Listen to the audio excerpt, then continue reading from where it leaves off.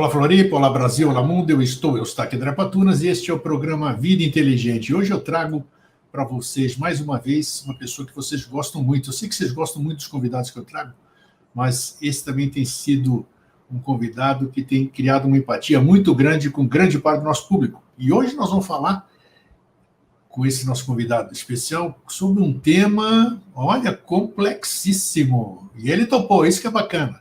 Isso que é bacana, porque a gente sai na chuva, a gente tem que se molhar. Ou usa guarda-chuva, ou galocha, ou troca de roupa, mas tem que se molhar. E o assunto hoje é bem complexo. Mas antes eu vou chamá-lo aqui e depois eu vou dar o tema para vocês. Cadê? Olha ele aí, ó. Jean Vauelan. Como vai o meu dileto amigo e irmão Jean Vauelan? Tudo bem? Meu queridíssimo amigo Eustáquio, tudo em paz. Prazer enorme estar aqui com você e com os telespectadores, com os nossos irmãos e irmãs que assistem o Vida Inteligente. É sempre uma honra muito singular estar aqui com você.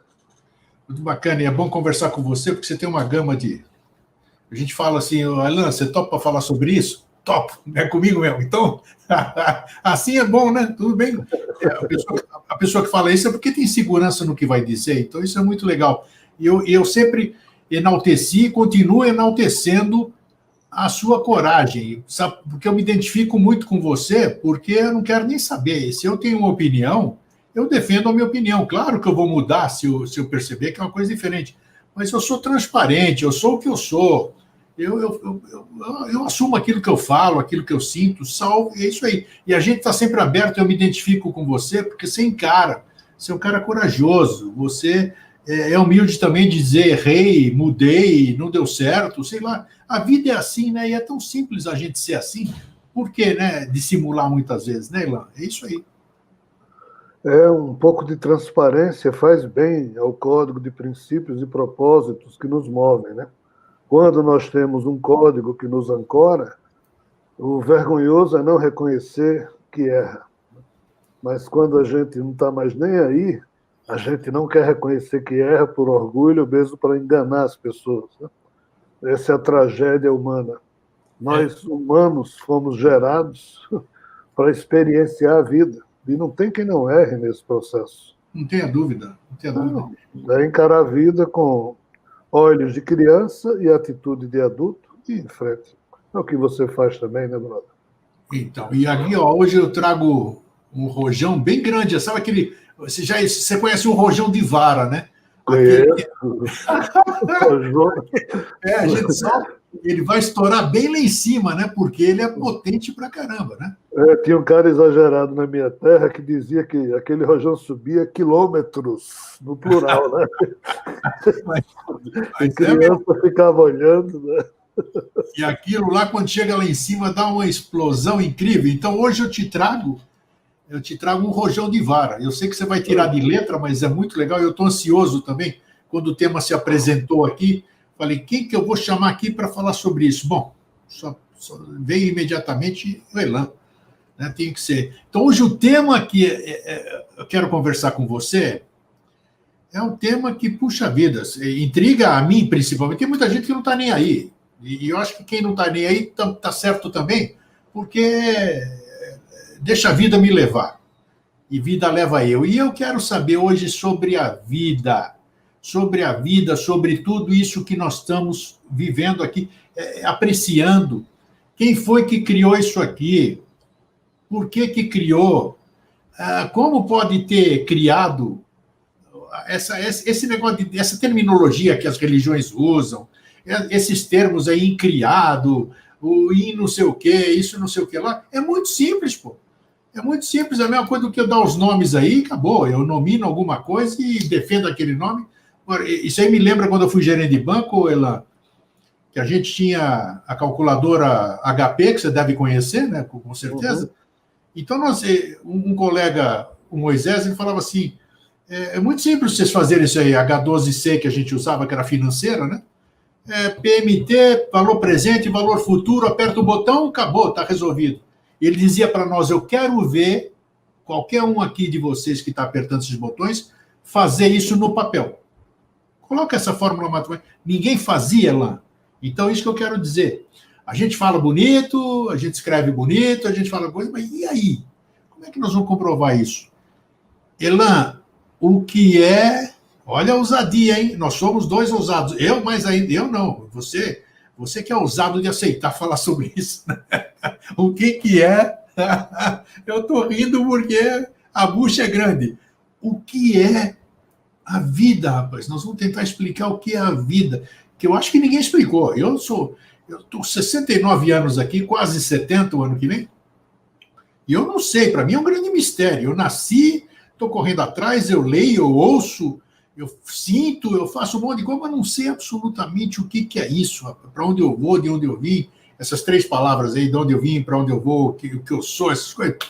Filosofia, eu não sei de nada, só sei isso aqui.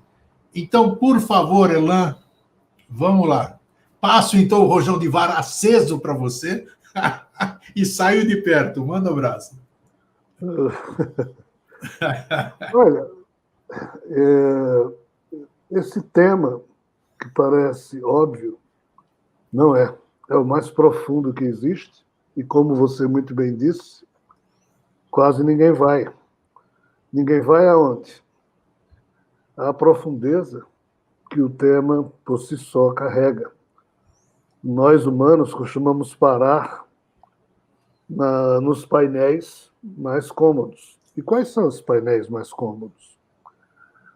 Responder o que é a vida, você tem, de grosso modo, 3 opções de resposta, que, em alicerçando a lógica humana, disso, ou desse contexto, ou dessas premissas, a gente não pode se afastar.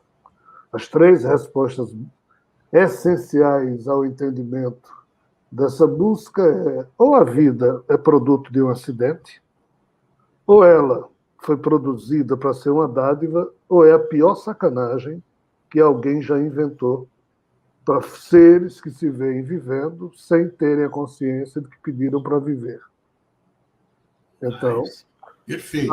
Na hora que você coloca a pergunta, essas 3 respostas, para uma análise adulta, esse perspectivismo de olhar o que é a vida sob diversos ângulos, produz essas 3 opções de ponto de partida para se pensar. Aí o que é que a humanidade responde isso? O que é a vida? É uma dádiva de Deus. Então esse é o painel simplista, simplório, cômodo, que nos coloca numa zona de conforto, de sempre querer confirmar essa perspectiva. Só que qual é o drama da história? Isso serve para a criança, isso serve para convertidos, isso serve para seres simplórios. Nietzsche dizia que, em certas alturas da alma, aquilo que serve como bálsamo e alimento para o ser humano superior é o ser humano mais simples, que não consegue suportar. Então, na hora que você diz: ei, não vá tão simples assim na opção de que isso é uma dádiva. Porque pode não ser. Pode ser um acidente ou pode ser uma matrix, onde todo mundo é escravizado no seu âmbito interno por alguém fora e a gente nem nota. Porque se você optar por ser uma dádiva, aí a segunda pergunta é: dádiva de quem? A vida ela é tremendamente violenta, uma célula que surge, na verdade, uma molécula, que é um estágio anterior a uma célula, que é a primeira forma de vida que se conhece cientificamente na Terra, é uma molécula mãe, que apareceu há 3,8 bilhões de anos atrás, quando a Terra esfriou e criou as primeiras pocinhas de água. Aí dentro dessa água surgiu uma gotinha de ácido, esse ácido desoxirribonucleico, com o código de vida que hoje nós conhecemos e que deu origem a todos os corpos vivos na Terra. Então, a primeira forma de vida que a ciência define é a dessa gotinha, não na gotinha. Dentro da gotinha tem uma coisa viva, e essa coisa viva é um código. Esse código nunca fez nada mais a não ser replicar, se dividir e criar mais moléculas daquele tipo. A coisa é tão séria que duas moléculas dessas nunca se uniram. Elas já vieram doentes, para desconfiar uma da outra, tudo que durante 3 bilhões de anos aconteceu na Terra foi essa moléculazinha se replicando. Estranhamente, há cerca de 540 milhões de anos, sem que existam fósseis de transição dessas moléculas que terminaram evoluindo para a célula, tá? Mas não há, criando seres unicelulares, mas não há fósseis de transição mostrando como o unicelular se transformou em pluricelular.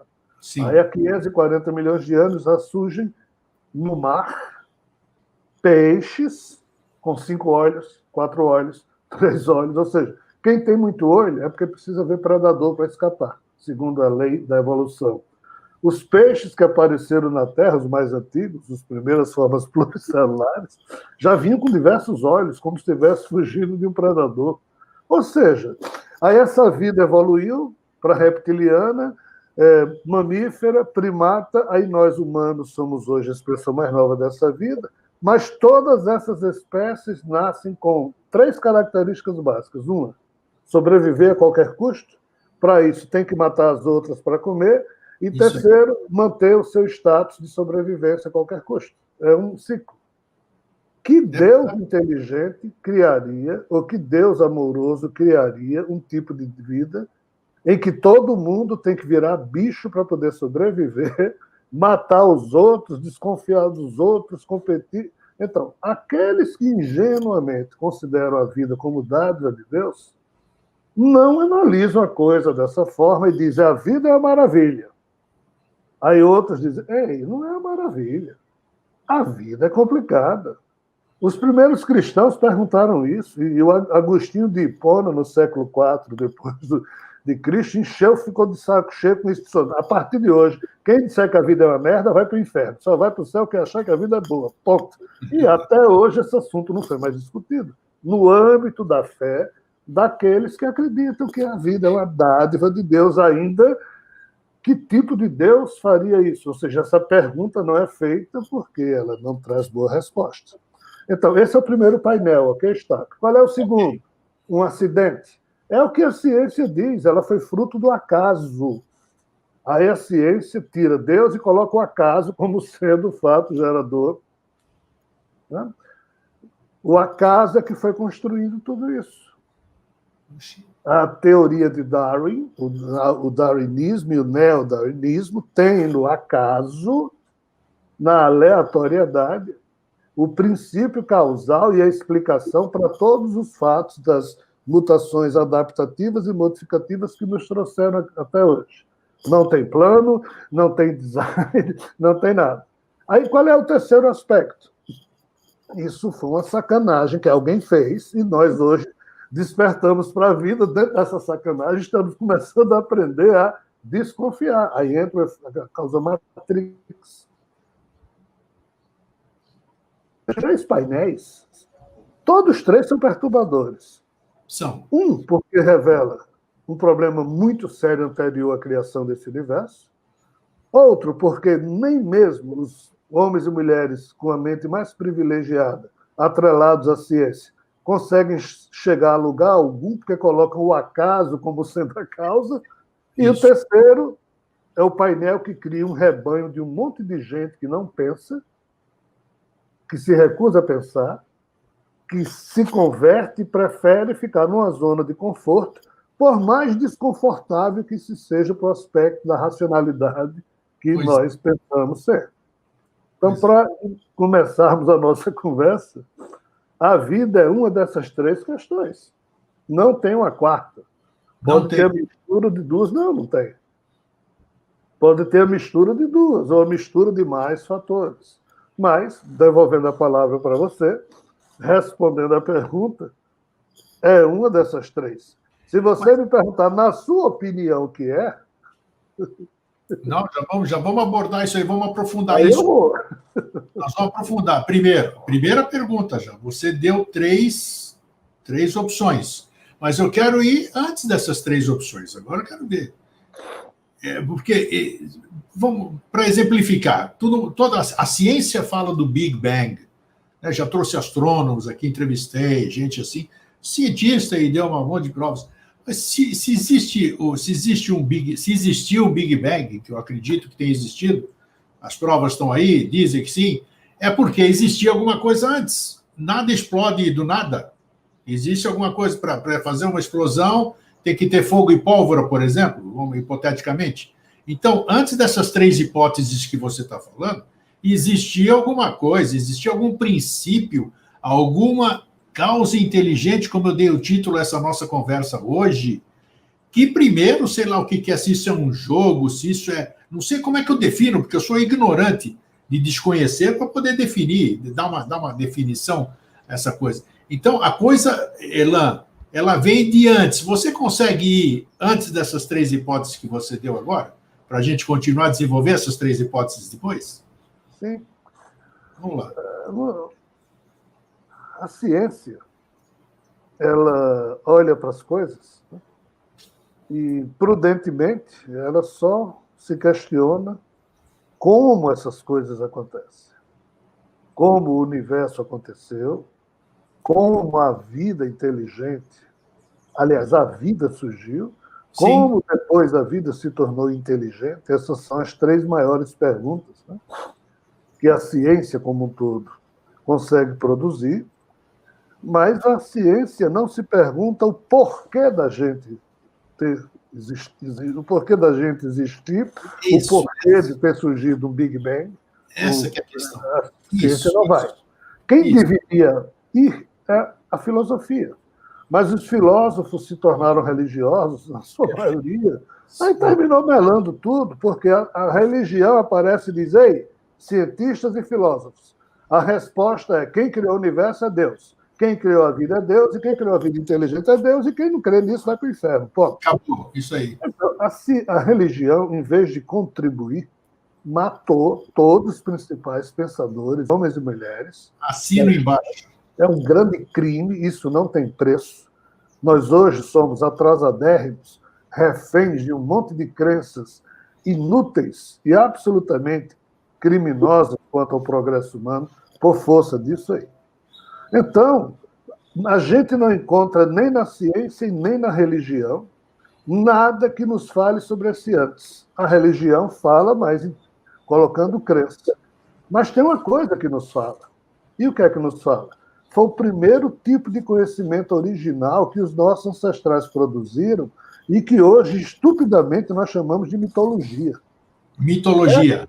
Essas mitologias todas falavam de como era a vida antes da criação desse universo. Isso, eu sei que você é um estudioso profundo sobre isso, e você, inclusive, já falou aqui em programas anteriores, você pode falar hoje também, já que você tocou na mitologia, que elas se encaixam, né? A mitologia grega, celta, todas elas têm coisa em comum, né?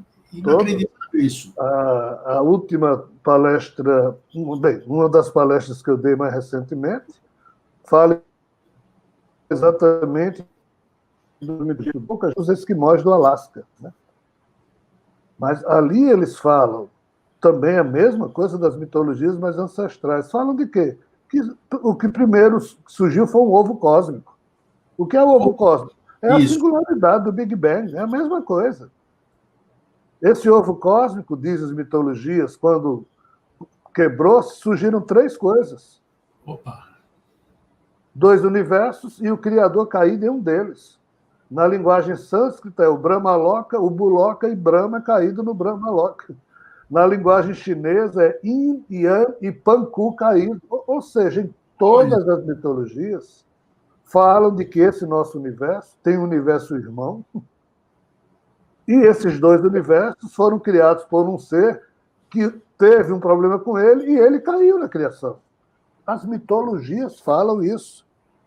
Então, a pista que nos levaria a esse entendimento foi destruída pelas religiões que disseram: não, mitologia é história para idiota. Perfeito. Sejam maravilhosos e acreditem no que a gente está dizendo. Deus fez isso tudo. Idiotizou ainda mais as religiões, o ser humano. Então, Eustáquio, qual é o drama?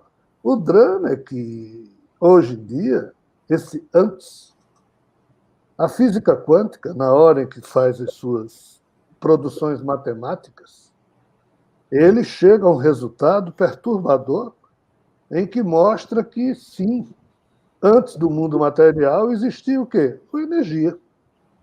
Energia. E os físicos quânticos hoje dizem, ó, essa faixa de realidade que a gente vive é composta de 5 elementos básicos: energia, matéria, espaço, tempo e a principal delas, a informação. Porque Informação. informação que a energia traz é que criou o espaço, o tempo, a matéria e a energia como a gente conhece. Aí a física quântica diz que para essa energia ter criado tudo isso, uma consciência deve ter agido antes.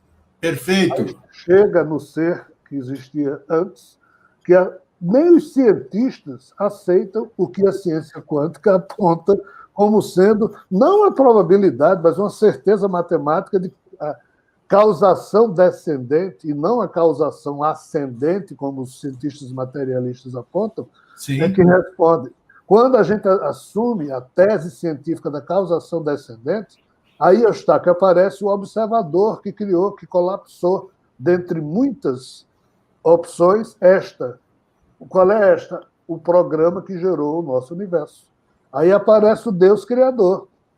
Muitos cientistas quânticos, Amit Goswami, formidável, vários cientistas admitem isso e não é como crença, é como resultado da equação matemática.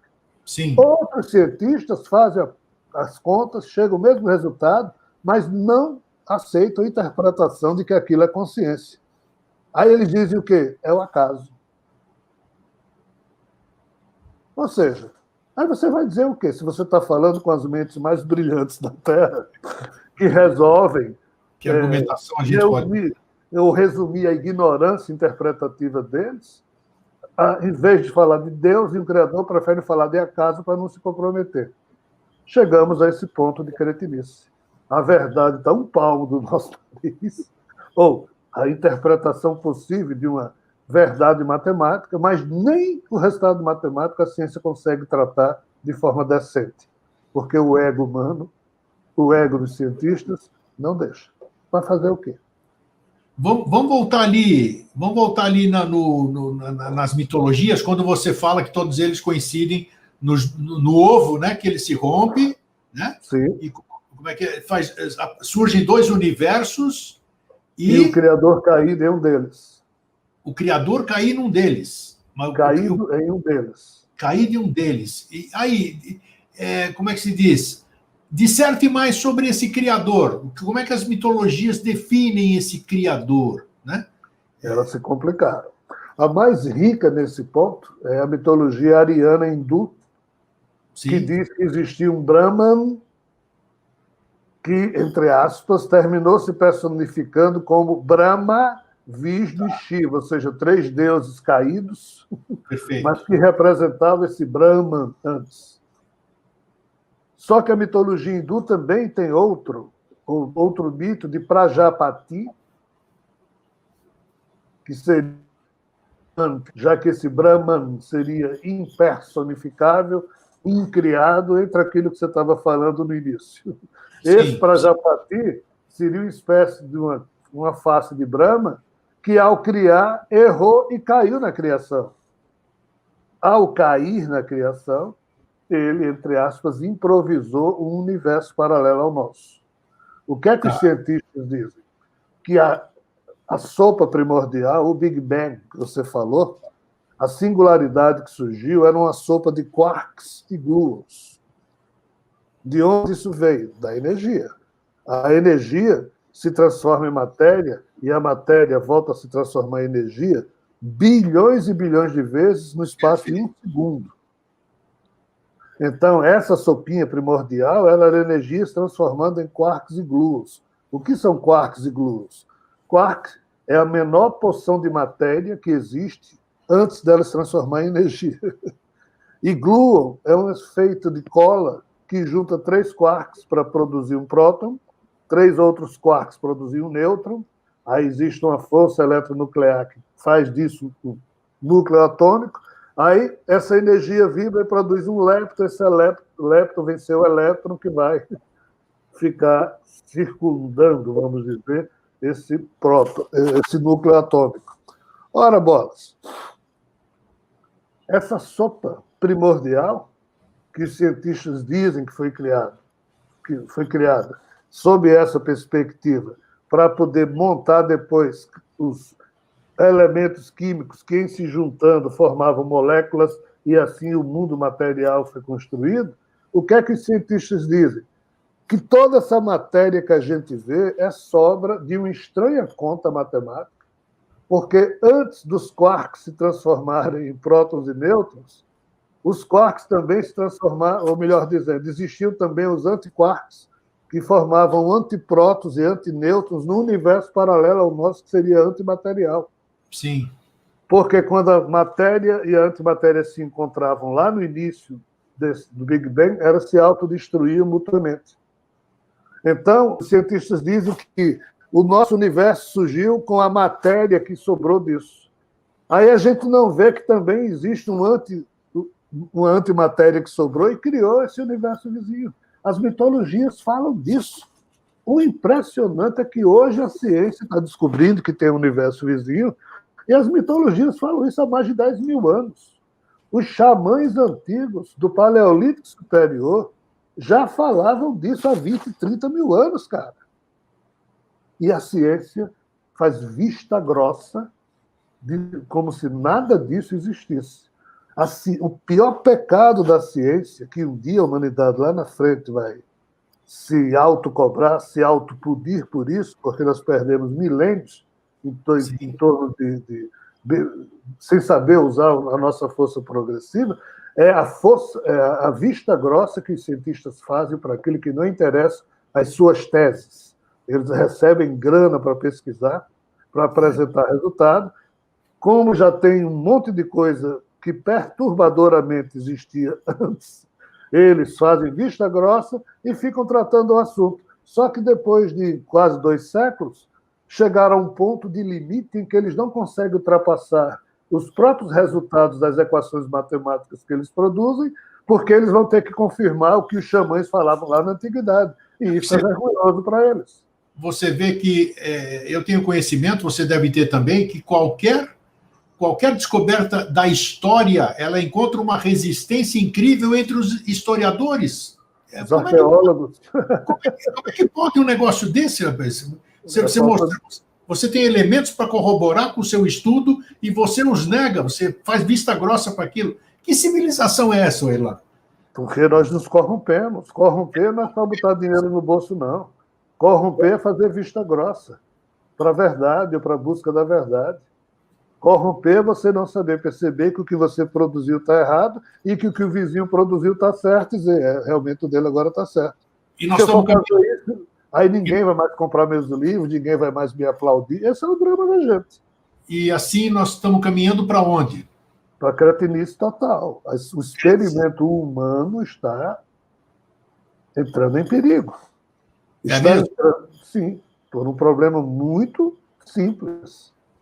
Nós, seres humanos, não estamos saindo do absurdismo e do estúpido niilismo que nós criamos por não conseguirmos dar conta de respostas sobre o que é a vida, sobre o que é a realidade. O que é o absurdismo? É o conflito que existe entre a teórica capacidade que nós, seres humanos, temos de buscar significado para a vida e para a realidade, frente à nossa incapacidade de encontrar respostas para isso. Porque quando a gente analisa, a gente vê que o universo é impessoal, a vida é tremendamente violenta e nós fazemos um uso estúpido e cretino da nossa racionalidade. Uma raça que faz isso não tem futuro. E mais ainda, se ela, em vez de investir em educação, ela só investe em armas de destruição, em vírus de destruição, em bactérias de destruição. Qualquer presidente do Brasil que entra destrói o que o outro fez. Nos Estados Unidos é a mesma merda. O único país do mundo que não faz isso é a China. É muito engraçado, né? A China tem como norma um imperador que assumia, ele observava as coisas positivas do outro. Hoje, que não é mais império, depois de Mao Tse Tung, desde Deng Xiaoping, Cada presidente que entra é obrigado a dar continuidade ao que foi definido. Por Sim. quê? Porque é uma definição de planejamento. O presidente entra para executar o que o Politburo chinês define. Por isso que a China está indo à frente, porque enquanto o resto do mundo briga internamente, se divide, a China tem lá suas divisões. Xi Jinping prendeu um monte de gente mês passado por corrupção na China. Foi. É um negócio... Mas a China vai e vai. Os outros países estão indo para trás. Mas qual é o drama? A China não tem a preocupação com o valor da vida que nós ocidentais temos, ainda que a educação de lá seja confuciana. Eles, de certa forma, se preocupam num outro nível, que é até superior ao nosso. Mas o fato de eles terem um sistema ditatorial enfeia o processo. Então, o que eu estou querendo dizer? Mesmo a parte humana que está progredindo política e tecnologicamente, está infectada por um aspecto ditatorial que a qualquer momento pode dar merda para todo o planeta. Me diz uma coisa, o ser humano... Estados Unidos e China em torno da 5G, que é a grande conquista. Exato. Tudo nosso agora, tudo se resume a 5G. É. Então, assim, o experimento humano está em risco, porque antes eu sempre dizia para mim mesmo, é ótimo ter corrupto à frente das nações, porque um corrupto ele é tão rico e ele gosta tanto de dinheiro que ele não aperta o botão de uma guerra nuclear, claro. Porque ele vai perder a parte dele. Claro.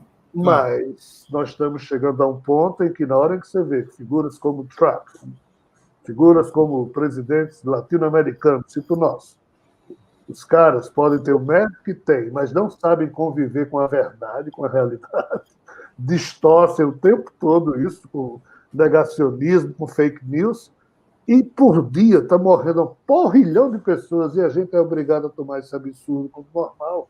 O experimento humano, quando é dirigido por figuras cretinas e insensíveis nesse ponto, ele corre perigo, mano.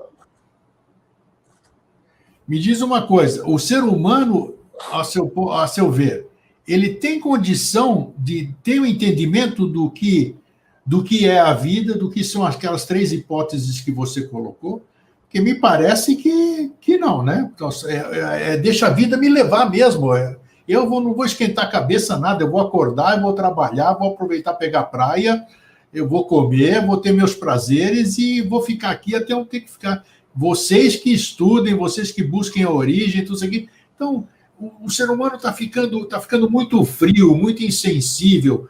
Ele está deixando de ser um ser inteligente. Essa causa inteligente, que eu chamei esse programa aqui, esse título desse programa, parece que está saindo do nosso ser. Eu não sei me expressar, se você consegue alcançar o que eu quero dizer.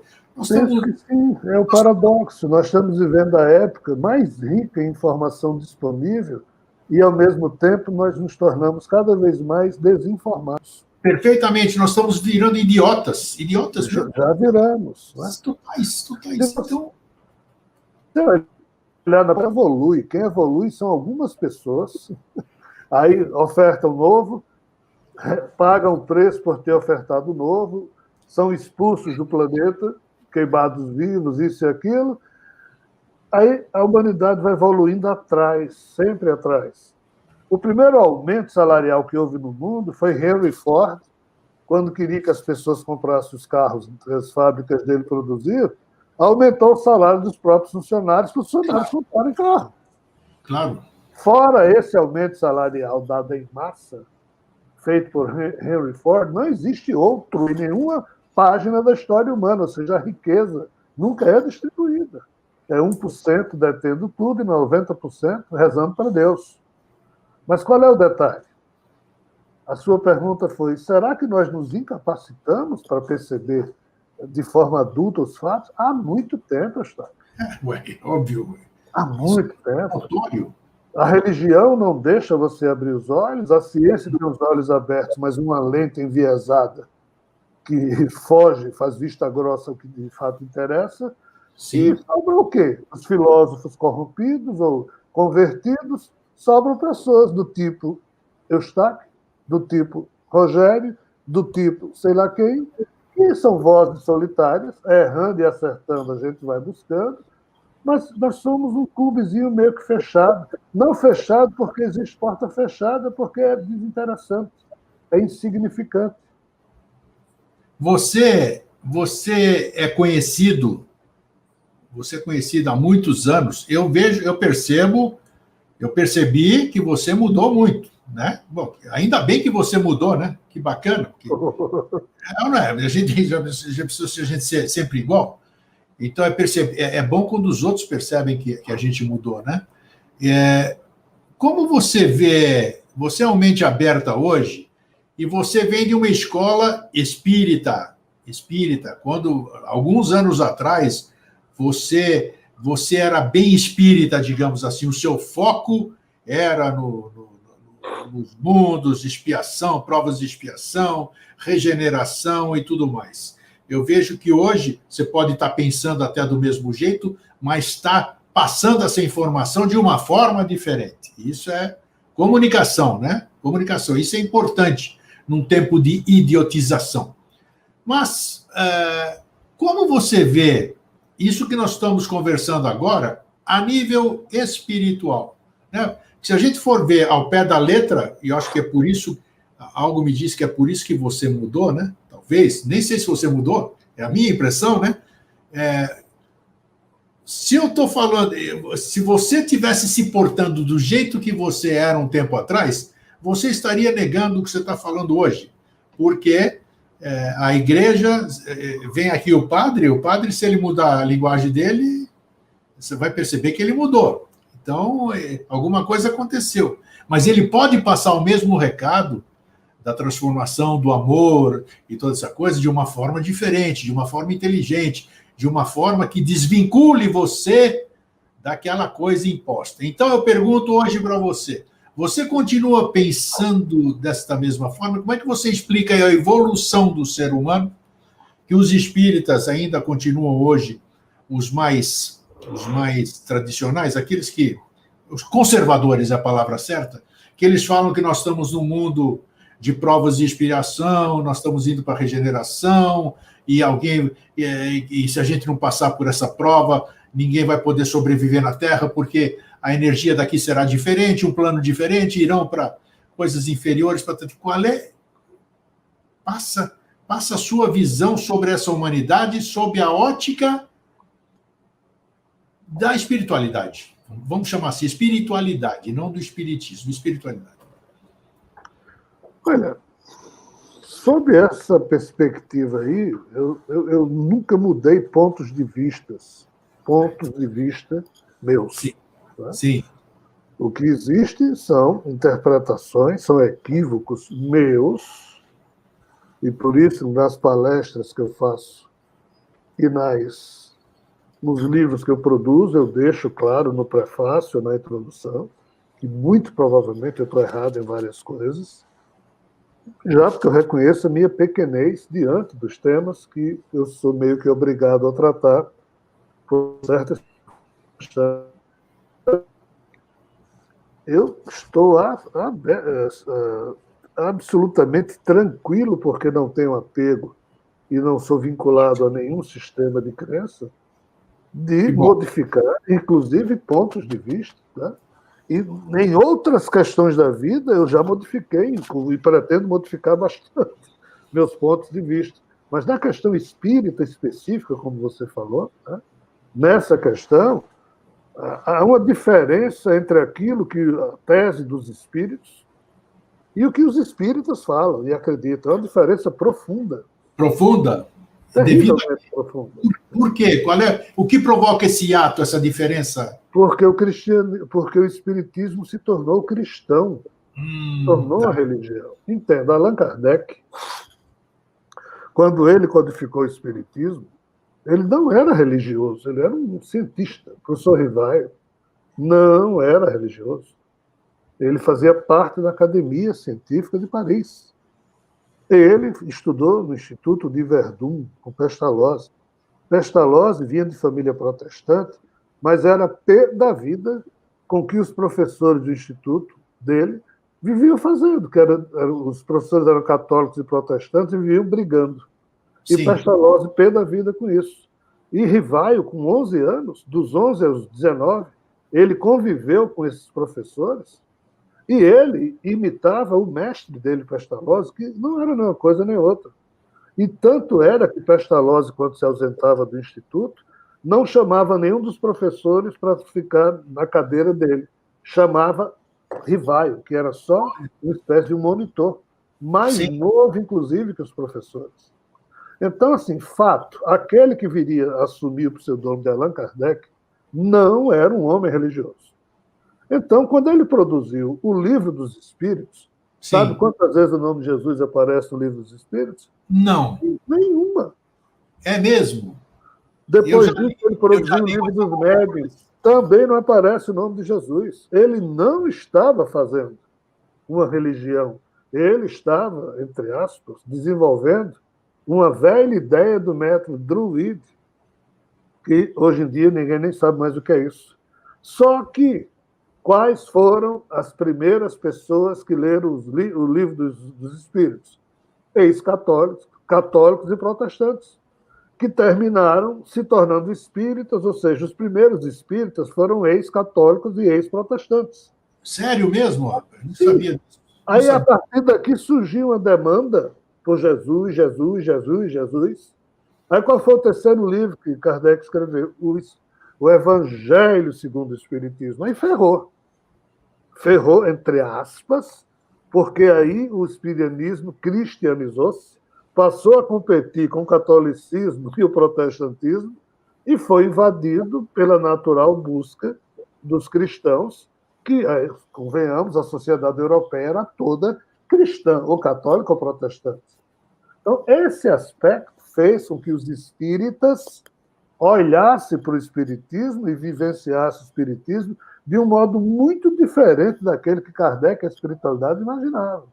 Então, o meu ponto de vista sempre permanece ancorado na doutrina espírita, que fala do mundo de expiação, indo para o mundo de regeneração, tudo isso, na minha pequenez, eu assino embaixo. Você assina embaixo? Sim. Agora, o modo como a doutrina espírita e os médiuns recentes que surgiram transformaram a questão do espiritismo num romantismo, num processo de autoajuda, de blá, blá, blá e blá, blá, blá, que eu respeito, mas não aplaudo, aqui eu tenho pontos de vista totalmente distintos. Né? Mas, naquilo que Kardec disse que ainda estava por vir, por quê? Porque os espíritos disseram claramente: nós, os espíritos, somente podemos informar os seres humanos aquilo que cada época permite. Aí Kardec dizia: muito mais ainda está por vir, porque nós estamos aqui na segunda metade do século XIX, tem toda a eternidade para frente, então muito mais coisa virá que não está aqui.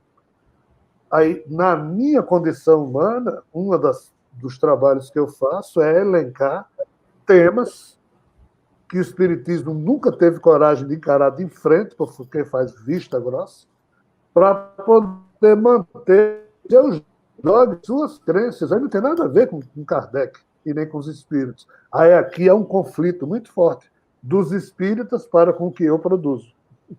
Ah, acredito que sim. Toda certeza. Tem um abismo terrível, porque eu sou obrigado a tocar em assuntos que os espíritas já acham que está tudo resolvido, tudo explicado no espiritismo.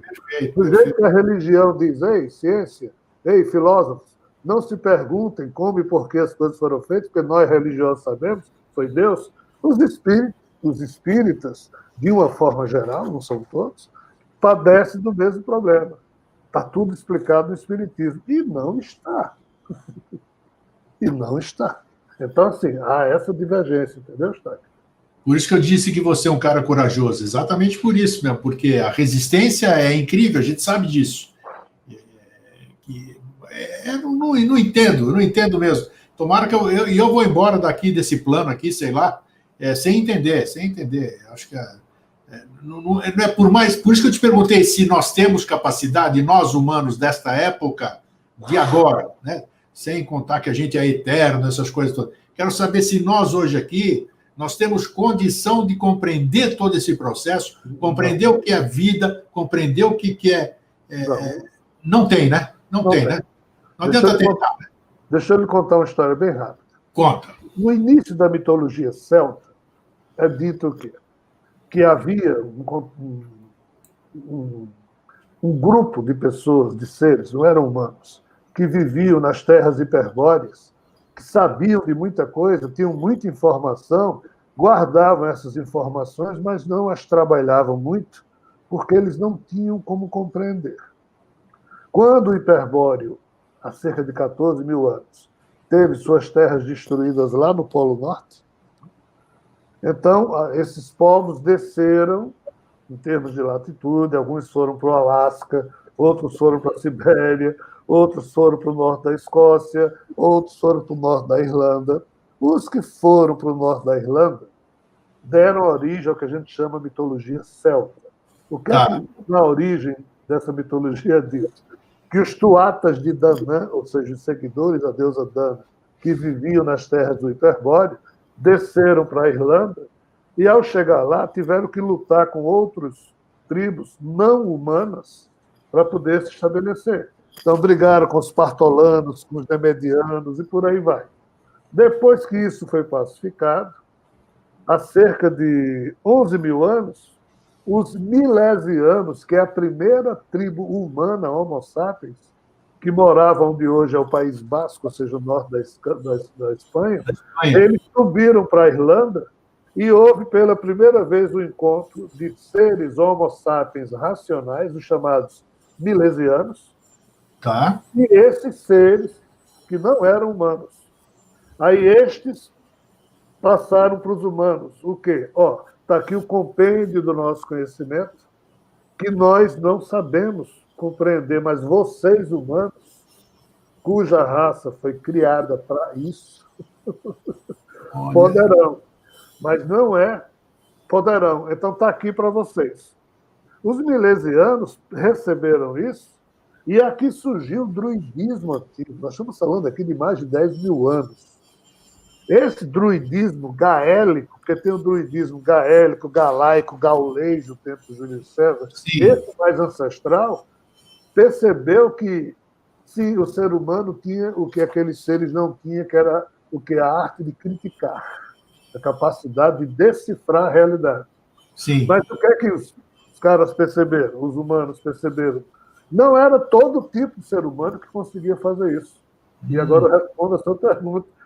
Teria que ser um tipo de ser humano treinado pelo método Druid. E o que significa isso? Especialista em conhecer a realidade. Olha só. Ele que busca o entendimento da realidade. Então, o druidismo ancestral surgiu como um método que fazia com que o ser humano, se bem treinado, poderia decifrar a realidade. E quem eram esses caras que passaram isso aí? Quem é que você falou que você falou? Druidas. Não humanos. Como é que se define o não humano? Eram seres hiperbóreos, chamados seres híbridos. Na hora em que você lê o Ramayana, o Mahabharata, na hora em que você lê os clássicos da antiguidade, todos eles estão falando de seres, traços humanos, mas com características não humanas a eles associados. Aqui a gente está falando de Arjuna e o Yudhishthira, a gente está falando dessas figuras que eram hiperbóreas, todas elas. Tá. Agora sim, tá. Fechou? Arjuna. Então, qual é o problema? O colégio arquidruídico surgiu na Escócia e na Irlanda. Mas os dois foram destruídos. Essa história chegou ao povo celta, micênico, aqueu, jônico, dórios, que terminaram criando o povo grego. E na cultura grega, aquilo que se chamava druida em celta se transformou em filosofia, que quer dizer a mesma coisa, buscar a verdade. Sim. Por isso que o filósofo, em tese, deveria ser o ser humano, Eustáquio, habilitado a responder aquela sua pergunta. Sim, eu consigo decifrar a realidade, mas os filósofos do mundo se cegaram também. Se tornaram convertidos, religiosos, aparecer na TV para falar do beabá, autoajuda, e ninguém vai atrás da verdade. Por isso que a pergunta que você fez, a resposta é sim, o ser humano, em tese, teria condições disso, mas a atual geração de seres humanos está na Terra não tem a mais remota condição. Por quê? Porque acredita em coisas que são convenientes à sua zona de conforto. É a chamada pílula azul do filme Matrix. Agora eu pergunto, e agora, José, mano, você não é o José, é o Rogério, né? Eu pergunto, e agora, Rogério? O que nos espera? Que esperança nós podemos ter? Que aqui nós não temos patati patatá, a gente fala na lata, não tem esse negócio de ter preocupação no que vamos dizer. Que a gente pode almejar como futuro? Né? Nós estamos aqui, não sei por que nós estamos aqui, eu, você, como você disse há pouco, não sei para quê, se isso é idealismo, se nós somos loucos, não sei. Né? Podíamos estar fazendo outras coisas aí, mas estamos nos dedicando a levar informação, buscar respostas. O que nos espera daqui para frente? Com o pé no chão, o que nos espera? Muita loucura, coisas fora do padrão a que nos acostumamos. Né? Isso tem que ser rompido lá, de existir um divisor de águas. O contexto cósmico vai nos abraçar, esse universo vizinho, que antes se comunicava com o nosso, os portais foram fechados, como as mitologias explicam, mas a turma está forçando a barra, porque ele vai se acabar primeiro do que o nosso, então é muita confusão. Então, assim, Eustáquio, nada dentro do padrão das coisas triviais humanas. O que nos espera é um conjunto de desafios que hoje, se observados, todos eles seriam chamados de sobre-humanos, de além da condição trivial do ser humano. E o pior, isso já está começando? Nós não temos como lidar com isso?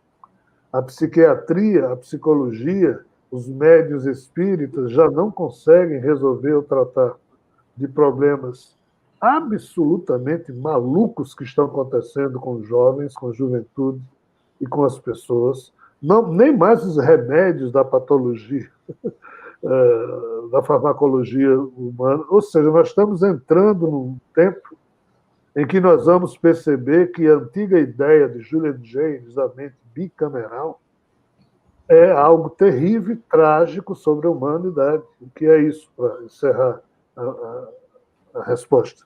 Julian Jaynes foi um cara que disse que há cerca de 2000 e poucos anos, 2.600 anos atrás, 700, no tempo de Homero, até então o que existia era a mente bicameral. O ser humano não era racional por ser racional. É porque em um dos seus hemisférios cerebrais ele escutava uma voz, chamada voz dos deuses. Aí esse outro lado aqui ia rodar só para obedecer a essa voz, e o que nós chamamos de racionalidade era o modo como a gente obedecia a voz dos deuses. Sim. Só que isso começou a ser rompido quando surgiram Hesíodo com a sua teogonia na Grécia, Heráclito de Éfeso na Grécia, quando Kapila, Siddhartha Gautama lá na Índia, através da Sankhya e do budismo, disseram: ei, basta de deuses dominando e escravizando os seres humanos. Quando Confúcio e Lao Tse na China também mandaram os deuses pastar e ofertaram doutrinas mais produtivas. Quando Zoroastro, na Grécia, falou do crepúsculo dos deuses, ou seja, resolver esse divisor. A partir daqui, a mente bicameral, no sentido de controlar os seres humanos, foi rompida, mas poucos humanos, de fato, se emanciparam. Só esses que se emanciparam que conseguem olhar o mundo com a tentativa de ser honesto nessa busca de entender. O resto diz: é Deus, é não sei o quê. Então, o que é que nos espera? A esses seres humanos que estão com olhar adulto, o susto vai ser grandioso, mas em algum momento compreensível. Mas para o resto da humanidade, é uma tragédia só. Por quê? Porque nós não temos como esperar que a utopia do sonho cristão se cumpra. Nós já estamos vivendo a distopia do não cumprimento dos sonhos que as religiões prometeram. Nós nos mediocrizamos, nós somos para trás. Nós transformamos a vida em algo que só vale pelos ativos financeiros virtuais. E o resto se exploda. Não tem preocupação mais com geração de emprego, não tem preocupação com doença, vida, quantos estão morrendo pela pandemia. E eu conheço. Ou seja, nós chegamos a um ponto tal Na frieza. De frieza, de indiferença, Diferença, isso. A vida tornou-se inútil para figuras que discursam como presidentes de nações, que só se preocupam em se reeleger e não sei o quê. Não dá para esperar coisa boa disso. Mas o triste é, Hitler, sozinho, jamais pôde ser responsabilizado pelo final da contagem dos cadáveres. Ninguém sozinho faz uma obra terrível daquela. A contagem dos cadáveres hoje, eu não estou falando só de pandemia, não. Estou falando de criminalidade, de inanição, de gente morrendo na África e na América Latina e na Ásia por fome, em pleno século XXI. E isso porque a corrupção não permite que nada seja feito. Em plena pandemia, gente com dinheiro nas nádegas. Então, assim, nós, seres humanos, chegamos a um ponto tal de cretinice que a gente não sabe mais nem avaliar isso. Aí toma um absurdo como normal. Isso tem um preço a ser pago. Deus sempre perdoa. O homem, às vezes. A natureza não perdoa nem a pau. É isso que os sábios dizem. Então, o próprio ciclo da natureza cósmica, terrena, vai bater na cara de quem tem dinheiro, quem não tem, de quem é rico, de quem é pobre, tipo essa pandemia aí. Que adianta a sua riqueza toda se você está fechado, não pode sair de casa? É verdade, daí. Nada. Sua família também foi atingida, gente que você ama morreu. E, porra, essa ganância não muda nunca. Então, assim, é um preço a ser pago, né, Eustáquio? O preço da nossa cretinice. Então, a resposta para o que vem aí, nós vamos ter que pagar o preço pela nossa incapacidade de gerir a vida que levamos. É isso aí. Olha, eu acho que nós atingimos a primeira parte. Nós vamos dar sessão de continuidade nisso. Eu já te convoco desde já vai pensando. Eu gostaria que você fizesse, para a gente continuar com essa conversa, você fizesse uma sinopse ou uma síntese, uma junção das mitologias, para a gente falar sobre elas, que eu acho que é muito, já que você deu como uma grande base para o entendimento que a gente tem dificuldade de ter, a gente falar sobre elas no próximo programa. Com muito prazer. Está de acordo? O poder do ser útil pode contar comigo. É isso aí. Elan, mais uma vez, muito obrigado. Eu me satisfiz bastante com isso. Espero que o nosso público também, eu tenho certeza que vai absorver dessa forma. Era uma informação necessária, uma informação isenta, porque a gente não tem o rabo preso com ninguém, e a gente pode falar o que pensa, né? Isso é muito bom. Então, eu quero as suas considerações finais aqui, apesar de não ser um debate político, considerações finais. Vamos lá. As considerações finais repousam sempre no carinho que nos une, pessoas como eu e você, e as que lhe assistem, as que assistem esse tipo de programa. Se alguém tem o saco de escutar dois coroas falando sobre a vida, tem sim. É porque esse alguém sonha, esse alguém ainda busca novos horizontes. Então, assim, o sonho druide antigo ainda não morreu, precisa ser resgatado.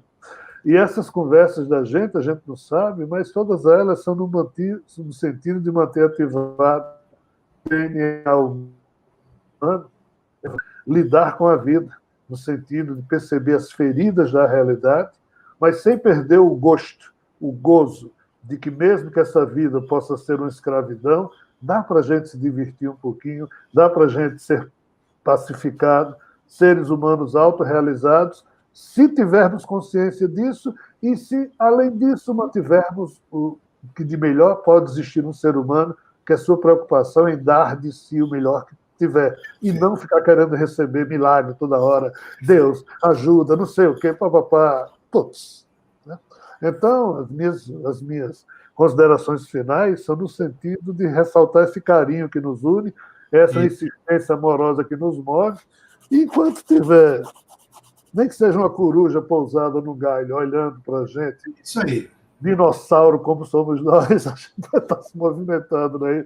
Vamos levar coisa boa e um pouquinho de esperança, né, de que a gente possa se melhorar, né? Elan, grande abraço, obrigado. Você também, fica bem, meu querido. Muito obrigado. Até a próxima. Gente, maravilhoso, né? Como é bom a gente fazer isso, a gente se preenche de esperança, se preenche. de servir, como é bom servir, né? Só quem serve sabe, só quem serve sabe como é bom servir. É isso aí. Fraterno abraço e um feliz sempre. Até.